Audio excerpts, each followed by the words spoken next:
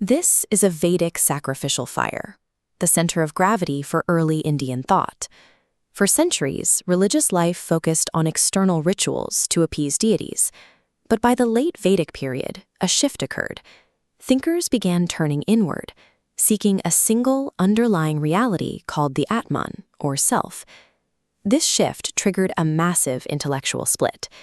Indian philosophy divided into two distinct camps: the Astika, orthodox schools that accepted the authority of the ancient Vedic texts, and the Nastika, heterodox schools that rejected them. The Charvaka, or Lokayata school, emerged as the most radical heterodox system. They were materialists who rejected every spiritual assumption of their predecessors. Look at this diagram outlining how Indian schools validated truth. While others relied on a structure of multiple pillars, like logical inference and textual testimony, the Charvaka system stripped it down.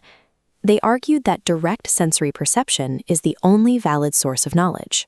They claimed that inference relies on statistical probabilities that can fail in specific cases, and that textual testimony is often just the invention of priests. If you cannot see, touch, or hear it, it does not exist.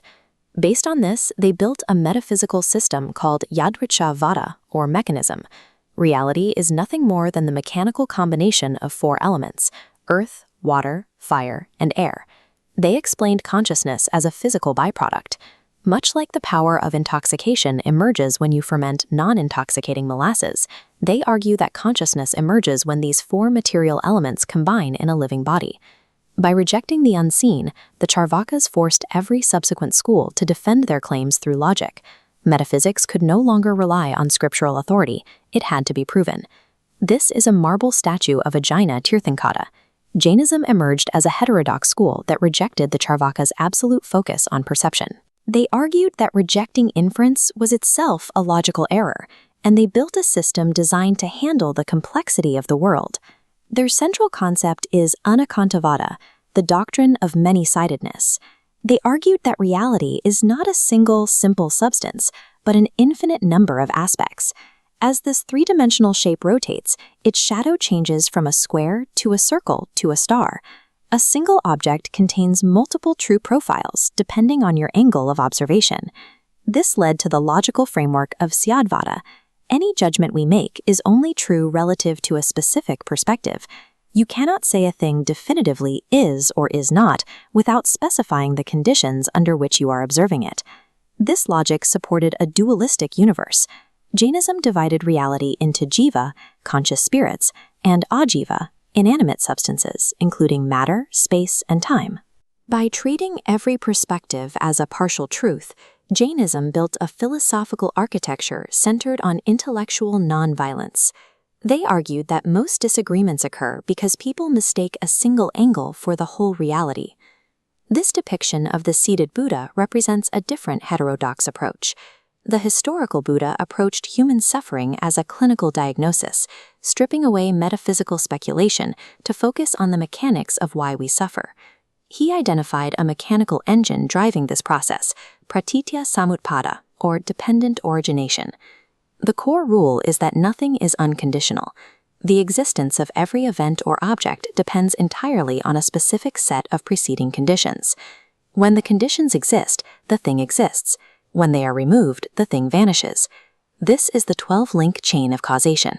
It begins with ignorance, which generates the predispositions that eventually spark consciousness. This chain operates like a cyclic mechanism. Consciousness is pulled into a physical body, leading to birth, decay, and suffering in a continuous loop. This mechanics-based view rejects the idea of permanent substances. There is no eternal soul or static matter, only a continuous, flowing stream of conditions. By replacing the soul with this breakable chain of cause and effect, Buddhism changed the goal of liberation. It is no longer about finding a spirit, but about stopping the engine by breaking the link of ignorance. The Buddhist concept of constant flux challenged the orthodox Astika schools. They had to explain how the universe remains stable and how the law of karma can function if nothing is permanent. The Nyaya Vaisheshika system defended a stable reality through a theory of causality called Asatkaryavada, or epigenesis. This theory states the effect does not exist in the cause before production. When discrete, eternal atoms combine, they form an entirely new, distinct entity. This combination is guided by adrishta, an unseen cosmic moral force, bringing specific atoms together to form the objects we experience. By arguing that creation involves the generation of entirely new entities from eternal atomic blocks, Nyaya Vaisheshika secured an objective, stable universe. The Sankhya school rejected atomic epigenesis, proposing a different dualistic model. They reduced reality to two principles: Purusha, the witnessing consciousness, and Prakriti, the unconscious active matter of the universe. Their theory of causality, Satkaryavada, argues that the effect already exists implicitly within its material cause. Nothing truly new is ever created, it is only revealed.